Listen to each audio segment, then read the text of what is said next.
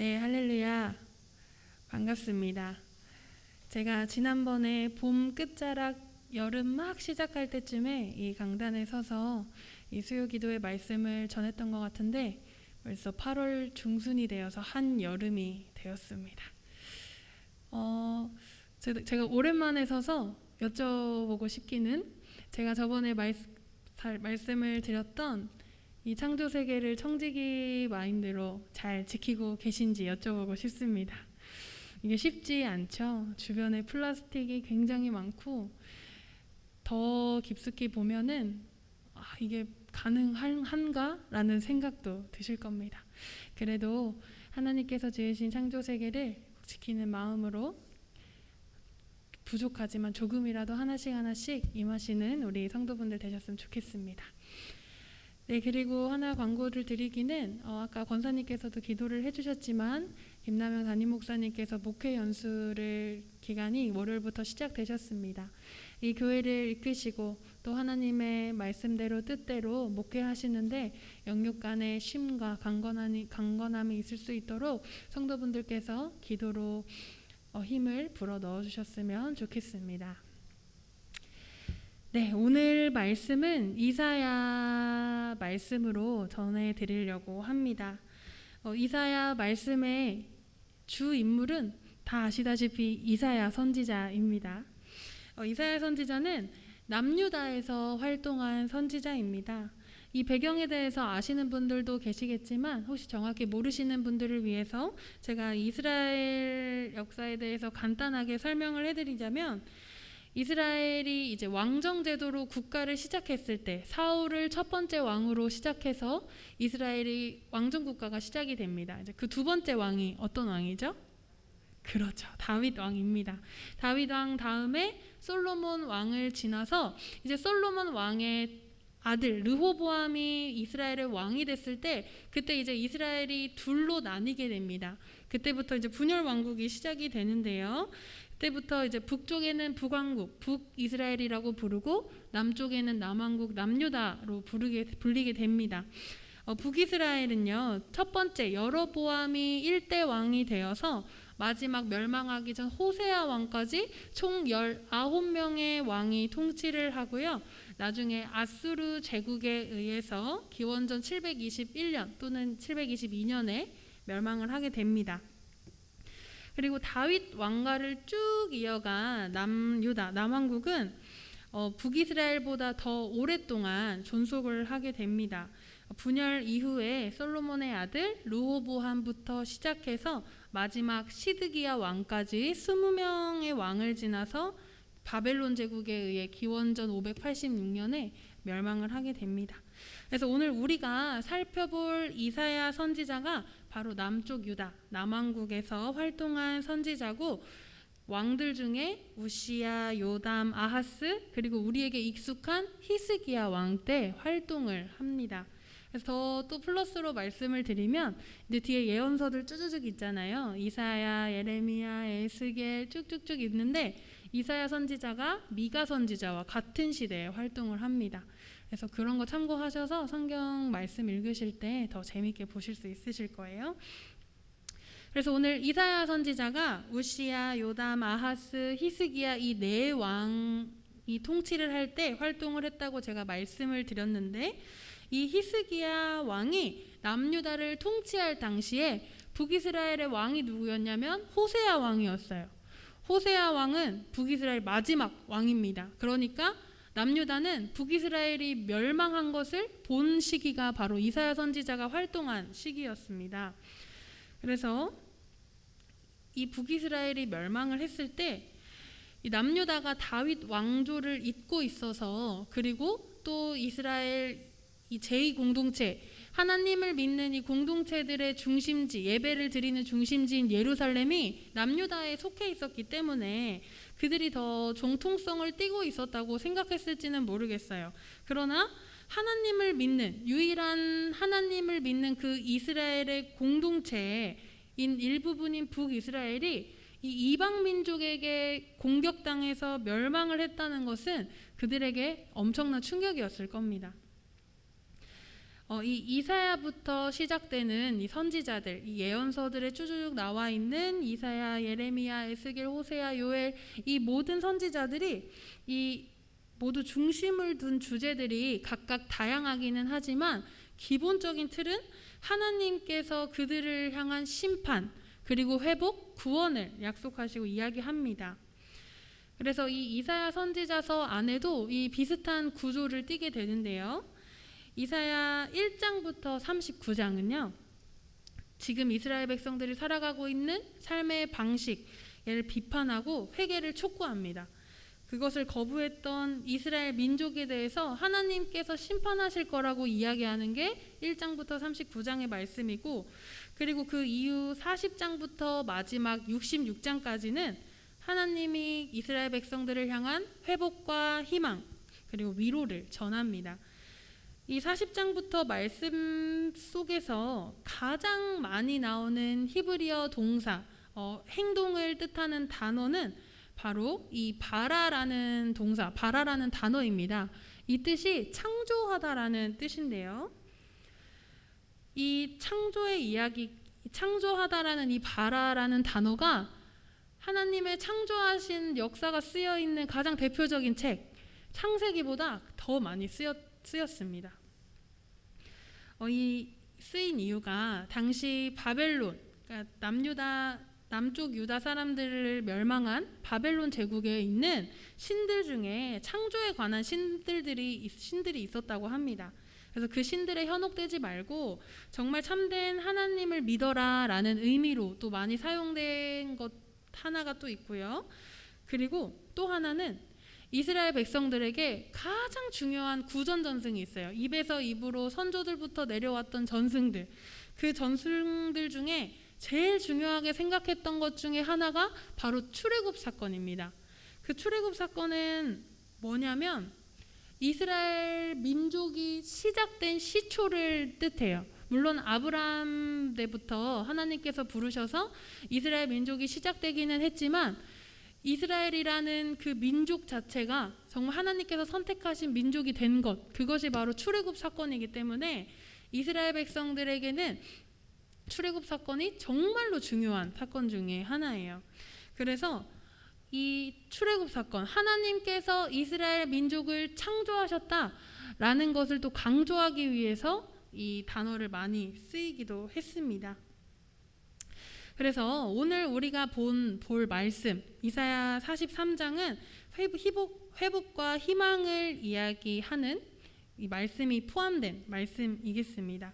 그래서 오늘 말씀을 통해서 우리의 삶과 이스라엘 민족의 삶을 비교해보고 우리의 신앙을 회복하고 정체성을 바로잡는 귀한 시간이 되시기를 소망합니다. 네, 이제 본문 말씀에 43장의 말씀을 깊숙이 들어가기 전에 우리가 볼 43장 말씀 전 42장에는요. 정확히 말씀드리면 14절부터 마지막 25절까지 에는 이스라엘 민족의 안에서 일어나는 죄에 관해서 이야기를 하고 계십니다. 다 함께 42장 17절 18절 말씀 함께 읽어보도록 하겠습니다.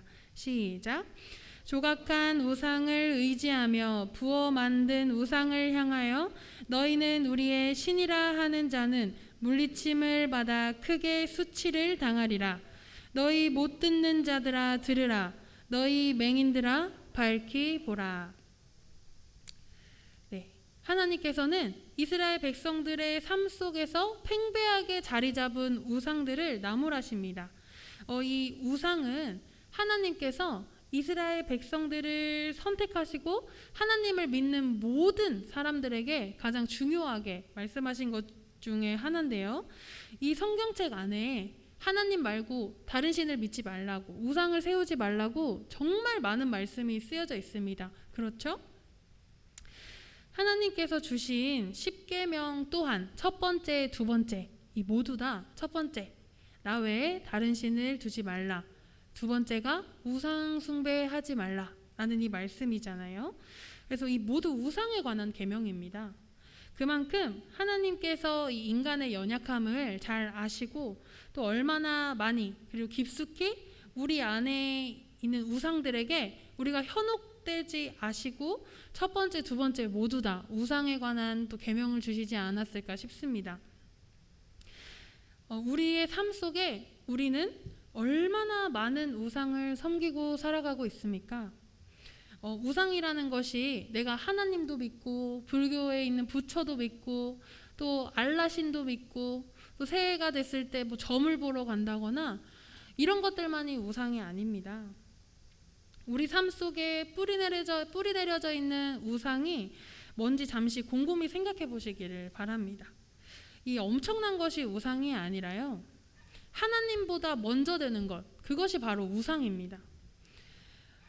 우리 하나님보다 먼저 되는 것들이 생각해 보면 되게 많아요. 돈도 있을 거고요, 내가 의지하는 어떤 사람, 인물이 될 수도 있고, 내가 관심을 두고 열심히 있는 어떠한 모든 것들이 될 수가 있겠죠. 하지만 말씀 속에서 알 수 있듯이 하나님께서는 그런 우리를 맹인이라고 부르십니다. 그리고 듣지도 못하는 자들이라고 말씀하세요. 사실 지금 이 세상을 살아내는 데 있어서 굉장한 어려움이 많이 있습니다. 하나님을 믿지 않는 자들이 우리를 봤을 때 어리석은 모습이 굉장히 많을 거예요. 작년부터 코로나 바이러스로 인해서 전 세계 경제가 흔들렸습니다. 그럼 각 개개인의 삶도 마찬가지겠죠. 그리고 그냥 살아가는데도 힘들고 또 건강도 약화되는 것도 느껴지는데, 지금 우리의 삶은 밖을 그냥 걸어다니고 활동하는 거에만 있어서도 바이러스에 전염될까 전전긍긍하면서 살아갑니다. 이로 인해서 삶의 방식도 180도 변했어요. 제가 초등학교를 다닐 때 교과서에 어떤 내용이 있었냐면, 나중에 과학기술이 발전하게 되면 집에서 학교 수업을 듣는 시대가 올 거다라고 수업을 들었어요. 제가 초등학교 1학년 입학한 게 딱 2000년도예요. 그러니까 지금 2021년이니까 20년 조금 지났어요. 그런데 세상이 엄청 많이 변했다는 걸 저도 느껴지는데 우리 성도분들은 더 많이 느끼시겠죠, 그렇죠? 그래서 이렇게 세상이 변하고 있는 사회 속에서 또 사람들 간의 관계도 굉장히 많이 삭막해지고, 또 그들이 중요하게, 그런 삶 속에서 그들이 중요하게 여기는 삶 안에 우리는 하나님을 먼저 두고 또 과학적으로 증명되지도 않은 예수님의 부활 사건을 마음속에 품으며 살아갑니다.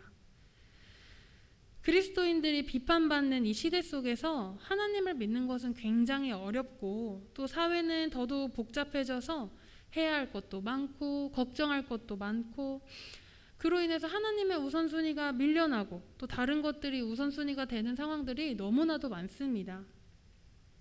이스라엘 백성들도 마찬가지였을 겁니다. 물론 사회상은 많이 달랐겠죠. 근데 항상 하는 말들이 있습니다. 사람 사는 거 다 똑같습니다. 그렇죠? 그래서 이스라엘 백성들도 물론 지금 같은 삶은 아니겠지만 똑같은 삶의 어려움들을 안고 살아갔을 겁니다. 하지만 하나님께서는 이런 백성들을 나무라시기는 하지만 이 백성들을 절대 버리시지 않습니다. 다 함께 오늘 본문 말씀인 43장 1절에서 2절 말씀 함께 읽어보도록 하겠습니다. 시작. 야곱아, 너를 창조하신 여호와께서 지금 말씀하시느니라. 이스라엘아, 너를 지으신 이가 말씀하시느니라. 너는 두려워하지 말라. 내가 너를 구속하였고 내가 너를 지명하여 불렀나니 너는 내 것이라. 내가 물 가운데로 지날 때에 내가 너와 함께할 것이라. 강을 건널 때에 물이 너를 침몰하지 못할 것이며 내가 불 가운데로 지날 때에 타지도 아니할 것이요 불꽃이 너를 사르지도 못하리니. 아멘. 1절에서 하나님께서 이스라엘 백성들을 야곱아라고 부르십니다. 이 야곱아라고 부르신 이유는 이스라엘이 이스라엘이라는 이름을 붙여진 것이 그 근원 시초가 야곱이기 때문이죠. 야곱이 에서 형 이제 화해하러 만나기 전에 야복강에서 하나님의 사자와 싸우게 됩니다. 그때 하나님께서 야곱에게 이스라엘이라는 이름을 주시죠. 그리고 또 이스라엘의 12지파 모든 이 지파의 이름들이 다 야곱의 12아들들이잖아요. 그래서 이 이스라엘을 부르신 겁니다. 이스라엘 모든 민족들을 야곱아라고 부르셨는데, 이 하나님께서 너를 창조하신 내가 말씀하신다라고 하십니다. 1절에 너를 창조했다가 제가 설교 초반에 말씀드렸던 창조의 의미, 이 창조의 개념은 우주 만물의 창조에 대해서도 이야기하시기도 하지만 이스라엘이라는 민족을 창조한 개념이기도 합니다. 물론 하나님께서 또 아브라함부터 시작된 이 이스라엘 민족의 시초로 볼 수도 있기도 하겠지만 여기서 말하는 이스라엘의 창조는 제가 아까 말씀드렸던 것처럼 바로 출애굽 사건입니다. 이스라엘에게 출애굽 사건은 그들에게 정체성입니다. 하나님께서 이스라엘 민족과 함께 하시고 창조주 하나님이 우리의 신인 것을 증명해주는 사건입니다. 그래서 모세 오경, 창세기, 출애굽기, 민수기, 레위기, 민수기, 신명기 이 5개 책 안에 이 여러 가지 구약에 있는 이 전승들 중에 가장 오래된 전승이 바로 출애굽 전승이기도 합니다. 그래서 하나님께서 이 당신이 너희의 창조주라고 밝히시는 이유는 하나님께서 내가 너희를 창조했고 그리고 너희를 구속하신다고 밝히시기 위해서입니다. 그러면서 하나님께서 말씀하시죠. 두려워하지 말아라. 내가 너와 함께한다. 내가 너를 지명해서 불렀다. 너는 내 것이다. 라고 말씀하십니다. 이 구절을 이 남유다가 제가 바벨론 제국에 멸망했다고 말씀을 드렸는데 이 바벨론 제국에 멸망하고 나서 이 이스라엘 사람들이 바벨론의 포로로 잡혀갑니다. 그래서 그때 쓰였던 에스더, 다니엘 이 배경을 두고 말씀이 쓰여져 있는데 이후 이 포로기 시기 70년이 지나고 나서 예레미야 선지자가 예언한 것처럼 70년이라는 시간이 지나고 포로들이 귀환하게 되는데 이것을 염두에 두고 하신 말씀이라고 해석을 하기도 합니다. 근데 오늘 우리는 이 말씀을 가지고 이렇게 묵상해 봤으면 좋겠습니다. 비록 우리가 우상이 되는 것들 여러 가지가 있겠지만 대표적으로 건강, 돈, 사업, 학업 다양한 것들이 먼저가 돼서 우리의 삶을 억압하는 이 모든 것들이 두려움에서 시작되는 것을 우리가 좀 인지했으면 좋겠습니다. 우리가 돈이 없어서 건강하지 못해서 다른 사람들보다 못 사는 것 같아서 청년들 같은 경우에는 잘 살아보기 위해서 스펙을 쌓고 이 모든 것들이 사실 그렇게 살기 싫다는 그 두려움 속에서 나오는 겁니다. 이 두려움이 시작되는 순간 우리는 그것에 얽매이게 되고 그것들의 포로가 되고 맙니다. 나의 콤플렉스, 나의 문제들, 이 어려운 이 모든 것들이 내 귀가 들리지 않게 하고 하나님을 바라보지 못하게 하는 맹인이 되어버리게 합니다. 하지만 하나님께서 말씀하시죠. 이 모든 것들에 대해서 두려워하지 말라. 너는 내 것이다 라고 말씀하십니다. 네, 이 두려움에 대해서 한번 말씀을 나눠보고 싶은데요. 이 두려움이라는 감정, 그럼 이 두려움이라는 감정은 죄일까요? 어느 사람이 두려움이 없겠습니까? 그렇죠? 그런 사람은 두려움이 없는 사람은 없을 겁니다. 두려움이라는 감정은 사실 누구나 가질 수 있는 감정입니다. 제가 사실 개인적인 것을 말씀드리자면 제가 스스로 두려움이라는 감정에 얽매여 가지고 이 두려움이 하나님을 전적으로 신뢰하지 못하는 감정에서 나오는 잘못된 것이라 생각하고 그거에 대해서 굉장히 어렵게 생각하고 힘들어하던 때가 있었습니다. 근데 사실 이 두려움이라는 감정은 필요합니다. 우리가 하나님을 경외해야 한다고 말하죠. 이 경외라는 단어의 정의가 공경하면서 두려워하다라는 단어입니다. 우리는 하나님을 섬기면서 그 하나님의 전지전능하심을 기억하며 겸손해야 한다는 거죠. 이런 두려움이 하나님이 아닌 다른 것들에도 생길 수 있습니다. 이 두려움이라는 감정이 생성될 때 우리가 조심해야 할 것은 두려움이라는 그 감정 자체가 아니라 이 두려움으로 인해서 하나님을 바라보지 못하는 것, 이것 때문에 하나님이 가려지는 것을 매 순간 조심해야 합니다. 따라서 우리는 삶 속에서 하나님을 믿는 자들이 하나님 외에 다른 것들에 포로된 삶이 아니라 하나님께 속한 삶이 어떤 것인지 보여줘야 합니다. 그래서 다 함께 본문 7절 말씀 함께 읽어보도록 하겠습니다. 시작.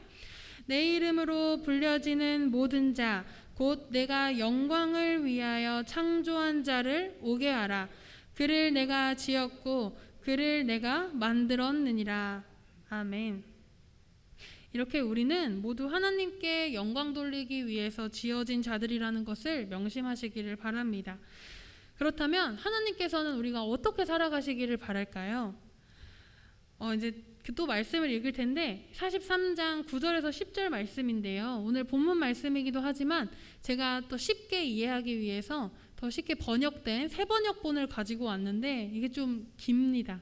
그래도 다 함께 같이 읽어보시면서 하나님 말씀을 마음속에 묵상하셨으면 좋겠어요. 한번 다 함께 읽어볼게요. 시작. 모든 열방과 뭇 민족도 함께 재판장으로 나오너라. 그들의 신들 가운데서 어느 신이 미래를 예고할 수 있느냐? 그들 가운데서 누가 이제 곧 일어날 일을 예고할 수 있느냐? 그 신들이 증인들을 내세워서 자신들의 옳음을 증언하게 하고 사람들 앞에서 증언하게 하여서 듣는 사람들마다 그것이 사실이라고 말하게 하여 보아라. 주님께서 말씀하신다. 너희는 나의 증인이며 내가 택한 나의 종이다. 이렇게 한 것은 너희가 나를 믿게 하려는 것이고 오직 나만이 하나님을 깨달아 알게 하려는 것이다. 나보다 먼저 지음을 받으신 이가 없고 나 이후에도 있을 수 없다. 아멘. 글씨가 많이 작죠.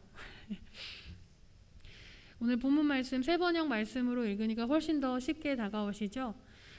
이 말씀을 우리가 가지고 있는 이 개역 개정판과 비교해서 보시면 더 이해하시기 쉬우실 것 같아서 제가 가지고 와봤습니다. 하나님께서 우리를 증인의 삶으로 살아가기를 바라십니다. 오늘 설교 말씀이기도 한데요. 제목이기도 한데요. 우리를 증인으로 하나님께서 세우셨습니다.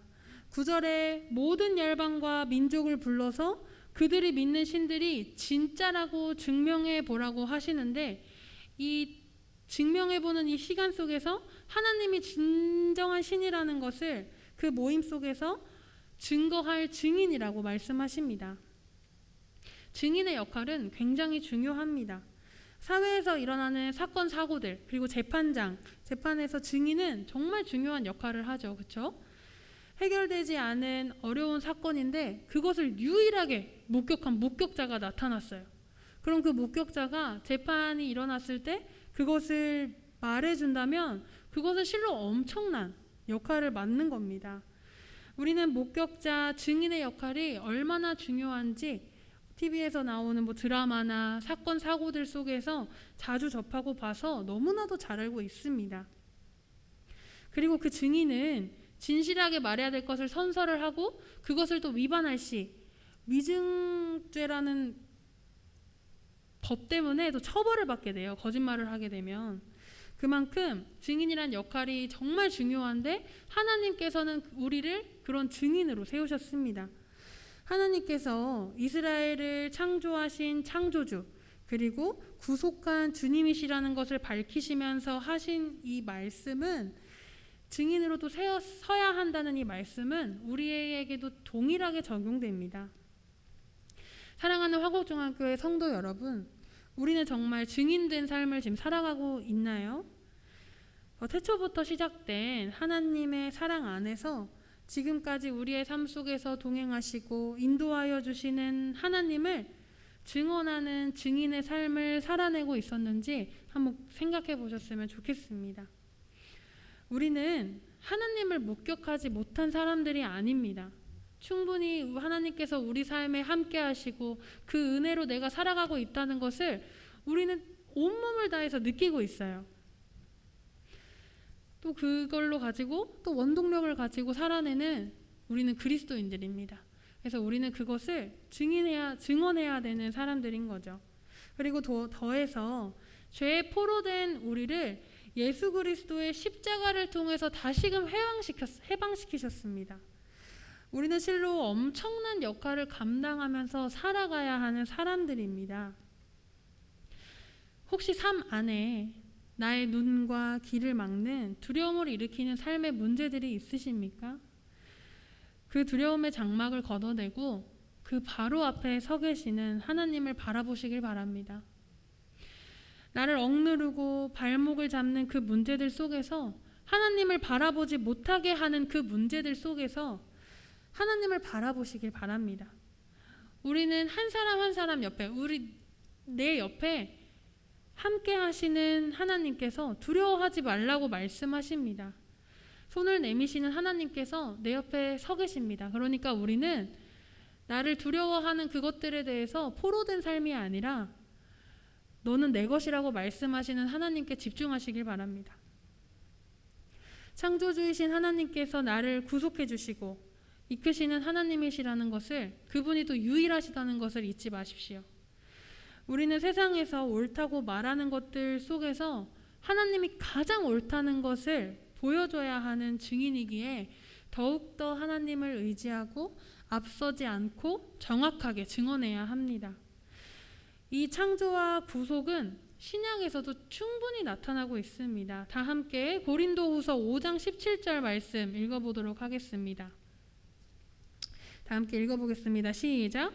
그런즉 누구든지 그리스도 안에 있으면 새로운 피조물이라. 이전 것은 지나갔으니 보라 새 것이 되었도다. 아멘. 우리와 하나님과 새로운 언약의 갱신, 예수 그리스도 안에 있는 우리는 항상 새로운 피조물입니다. 언제나 새 일을 행하시는 하나님을 바라보시면서 이전 것들에 얽매이고 두려워하지 마시고 내 안에서 새롭게 항상 일하시는 하나님과 함께 하시기를 바랍니다. 네덜란드 출신의 가톨릭 사제이자 영성가 그리고 또 신학자인 헨리 나우웬이라는 사람이 있습니다. 들어보신 분들도 있으실 것 같은데, 이 헨리 나우웬이 묵상한 글 중에 하나로 증인이 되는 법이라는 걸로 이 헨리 나우웬이라는 사람이 묵상을 했어요. 제가 한번 읽어드릴게요. 자주 우리는 이런 질문에 사로잡힌다. 어떻게 우리는 예수 이름으로 말하는 증인이 될 수 있는가? 사람들로 하여금 하나님의 사랑을 받아들이게 하려면 무슨 말을 하고 어떻게 행동해야 하는가? 이런 질문들은 우리의 사랑보다 두려움을 더 많이 보여준다. 증인되는 법을 예수께서 우리에게 보여주신다. 그분은 하나님의 사랑으로 너무나도 충만하고 하나님의 뜻에 너무나 충실하고 하나님 나라에 대한 열정으로 너무나 불타올랐기에 그것을 증언하는 일 말고는 다른 일을 할 수가 없으셨다. 그래서 어디를 가든지 누구를 만나든지 당신을 만지는 모든 사람을 치유하는 기운이 그분한테서 나왔다. 누구든지 예수 같은 증인이 되고자 원한다면 그분처럼 하나님의 사랑으로 순간을 사는 데에만 오로지 마음을 모아야 한다. 아멘. 우리가 예수 그리스도로 살아가는 증인, 하나님께서 나와 함께 하신다는 그 증인이 되려면 이렇게 아버지의 말씀으로 예수 그리스도의 사랑으로 불타오르는 우리의 삶이 되어야 할 것입니다. 이렇게 하나님께서 우리를 창조하신 분임에 집중하고 또 하나님께서 돌보시는 사랑에 집중하고 그 사랑으로 삶의 발걸음 한 발자국 한 발자국 걸어갈 때에 그것을 증인된 삶을 살아가야 합니다. 나의 눈 그리고 귀를 어둡게 하는 이 만드는 두려움으로 인해서 하나님을 가리우지 않도록 우리는 기도와 말씀으로 무장해서 말입니다. 우리가 잘 아는 말씀에도 쓰여져 있습니다. 베드로전서 5장에 나온 말씀인데요. 제가 읽어드리면 너희 염려를 다 주께 맡기라. 이는 그가 너희를 돌보심이라. 근신하라. 깨어라. 너희 대적마귀가 우는 사자와 같이 두루다니며 삼킬 자를 찾나니 너희는 믿음을 굳건하게 하여 그를 대적하라. 아멘. 이 두려움이라는 것이 우리를 잠식한다는 것은 하나님도 아시고 예수 그리스도께서 우리의 대제사장 되시는 분이 아십니다. 그러니 우리는 그 두려움에 있어서 하나님을 가리고 귀를 막는 삶이 아니라 그 두려움 때문에 하나님을 더욱더 의지하고 찾는 우리 화곡중앙교회 성도분들이 되시기를 바랍니다. 우리 사랑하는 성도 여러분, 나를 얽매이게 하는 삶의 문제들을 하나님께 맡겨드리시기를 바랍니다. 그것들로 인해 생기는 두려움, 그 두려움으로 인해서 가려졌던 하나님의 손을 잡으시기를 바랍니다. 그리고 하나님과 함께하며 이 온 세상 앞에서 하나님을 증언하는 증인으로 서시기를 바랍니다. 세상에 주님의 구원을 증언할 사명을 가진 사명자 여러분, 우리 삶을 통해 하나님께 영광 올려드리는 이 여정 마지막까지 완주하시기를 바랍니다. 마지막으로 말씀을 읽고 설교를 마무리하겠습니다. 오늘 본문 43장 11, 12, 13절 말씀입니다. 글씨가 많이 작으니까 성경책 있으신 분들은 성경책으로 보시면 좋겠습니다. 다 함께 읽어보겠습니다. 시작. 곧 나는 여호와라. 나 외에 구원자가 없느니라. 내가 알려주었으며 구원하였으며 보였고 너희 중에 다른 신이 없었나니 그러므로 너희는 나의 증인이요 나의 하나님이라. 여호와의 말씀이니라. 과연 태초로부터 나는 그이니 내 손에서 건질 자가 없도다. 내가 행하리니 누가 막으리요. 아멘. 이 이사야 말씀을 가지고 우리의 모든 삶 그리고 남은 한 주간 살아가시는 우리 성도 여러분 되시기를 바랍니다. 다 함께 이 말씀 가지고 기도하겠습니다. 우리의 삶 속에서 존재하는 어려운 것들이 그것이 우상이 되고 그것들이 하나님을 가려 눈과 귀가 어두워졌던 지난 날을 생각해 보시고 그것들을 회개하는 시간 되시기를 소망합니다. 하나님께 더욱더 가까워져 가는 것은 회개로부터 시작합니다. 나의 죄를 인정하고 나의 죄를 하나님께 맡겨드리며 그것을 주님께 용서받고 구하고 다시금 새로운 일을 행하실 하나님을 의지하는 우리의 삶이 되어야 할 것입니다. 다 함께 이 시간 이 말씀을 통하여서 아버지 내가 내 삶을 하나님을 가로막았던 그것들이 무엇인지 또 깨닫게 하시고 그것들을 하나님께 맡겨드리며 나의 눈과 귀가 열리기를 바란다고 다 함께 기도하겠습니다. 사랑해 주님, 아버지 앞에서 온전히 그 두려움으로 아버지를 바라보지 못하고 내 눈과 귀가 막혀서 살았던 지난 날을 회개합니다. 주의 아버지, 우리 앞에 세워졌던 모든 어려운 것들이 벽과 같이 나를 막고 그리고 그 두려움 때문에 아버지를 바라보지 못하고 내 스스로 행하려 했던 그 모든 것들을 주님 회개합니다. 아버지 나의 삶을 인도해 주시고 용서하여 주셔서 주여 아버지께서 우리에게 바라시는 모든 것들을 분별하고 깨닫게 하여 주시옵소서. 이 말씀을 통하여서 다시금 새롭게 변화되게 하시고 아버지께서 기뻐하시고 선하신 뜻이 무엇인지 분별하는 삶으로 변화되게 하시어서 아버지 이 세상 가운데에서 살아갈 때 주님 아버지를 증인하는 증언자로서 나아가게 하여 주시옵소서. 아버지 앞에 주님을 바라보지 못했던 주님 앞에 기도하지 못했던 그 죄를 용서하여 주시고 주님 아버지 그 마음을 통탄한 마음으로 회개합니다. 주여 우리 마음을 받아주시고 인도하여 주시옵소서. 주님께로부터 나왔기에 아버지께서 우리를 선택하시고 선택한 민족으로 이 세상을 살아가게 하실 때에 주님 아버지 내가 세상 사람들과 똑같이 살아가는 것이 아니라 아버지를 믿는 그리스도인으로서 주님께서 선택하신 그 증인으로서 살아가는 삶이 되게 하여 주시옵소서. 주님 아버지 앞에 더욱더 진실된 자로서 나아가기를 소망합니다. 아버지 앞에 이 모든 세상들의 신들과 그 우상들 앞에 나누는 모든 그 재판장에서 아버지를 증인하는 증인으로 세우신 주님 아버지의 은혜에 감사드리며 더욱더 주님 앞에 기쁨으로 감사함으로 회개함으로 나아가게 하여 주시옵소서. 주여 아버지.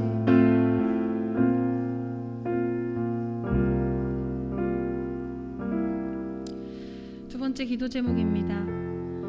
하나님께서 우리 삶을 통하여서 나를 괴롭게 하고 두렵게 하는 이 문제들을 통하여서 아버지께서 훈련하시고 연단시키심을 믿으시길 바랍니다.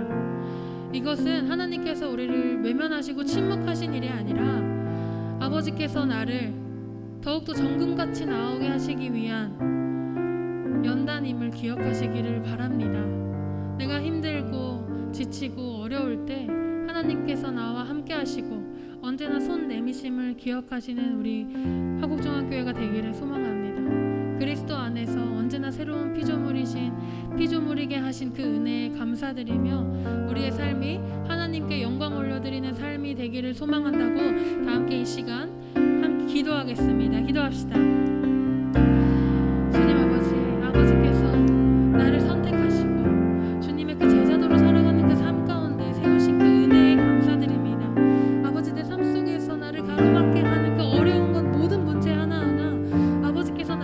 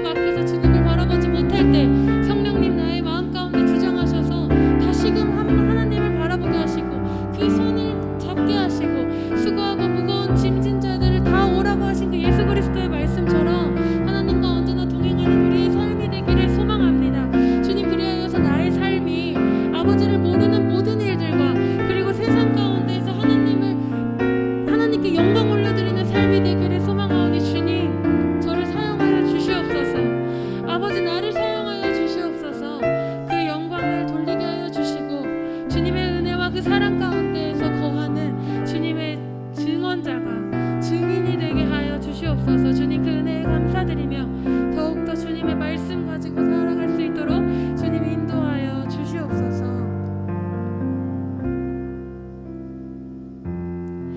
세 번째 기도 제목입니다. 여전히 존재하는 코로나19 바이러스로부터 전 세계가 회복되게 하여 주시기를 주님께 기도하기를 바랍니다.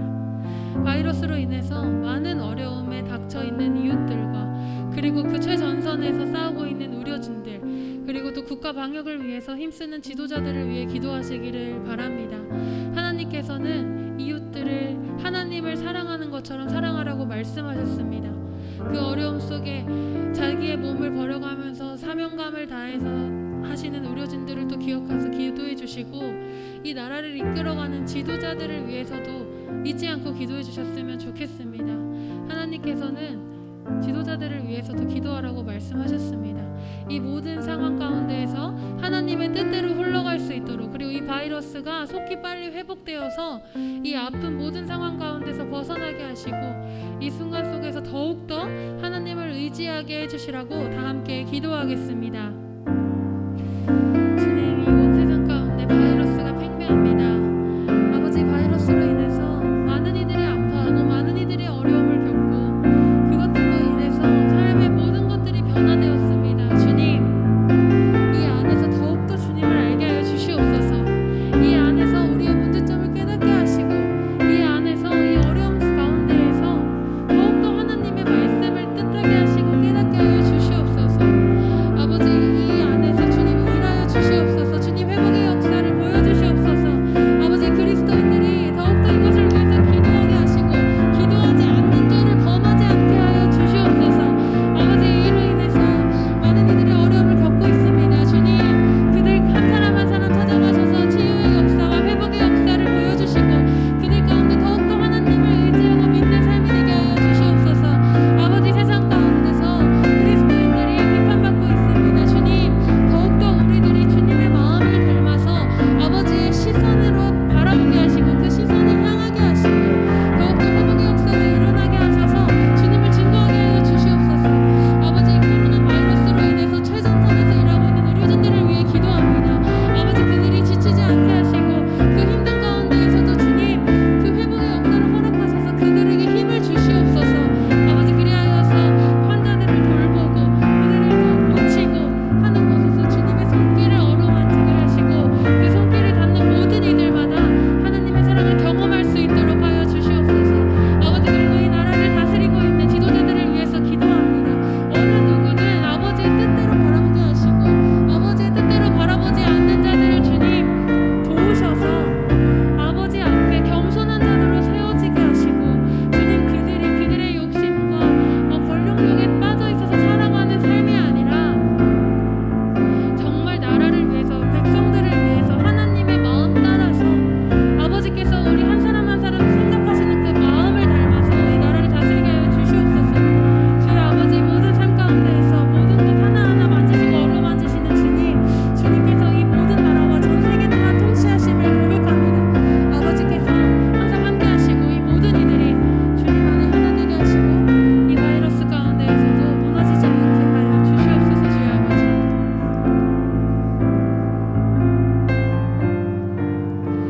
마지막 기도 제목입니다. 우리 교회 안에 있는 성도들의 건강 문제 등 다양한 어려운 문제들을 함께 아파하고 예수 그리스도의 사랑으로 기억하며 중보하기를 바랍니다. 지금 머릿속에 생각나시는 분들이 있으실 겁니다. 그분들 한 사람 한 사람 기억하시고 기도해 주시길 바랍니다.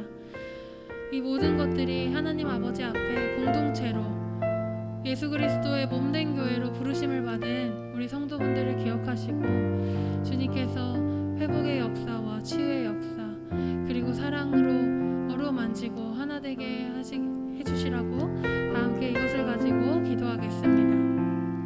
주님 아버지, 우리 교회 안에 우리 이웃들 안에 성도들 마음들 가운데 마음이 아픈 자들 그리고 몸이 아픈 자들이 있습니다. 주님, 그들 회복케 하게 주시옵소서. 치유하여 주시옵소서. 예수님의 옷자락 만지면